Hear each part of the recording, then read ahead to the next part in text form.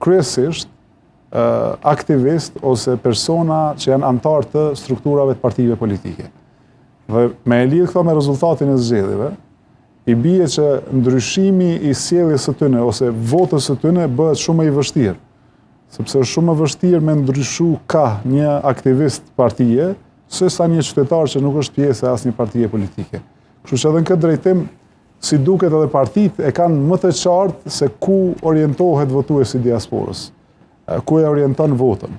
Edhe rezultatet i tregojnë që të paktën në 3 palë zgjedhjeve të fundit ka qenë shumë e dallueshme puna e rezultatit të votës. Ka qenë determinuese, zotri Krasniqi, kur them determinuese, ka qenë për rezultatin e madh të cilin ndoshta ja solli lëvizjes vetëvendosjen më 28 dhjetor.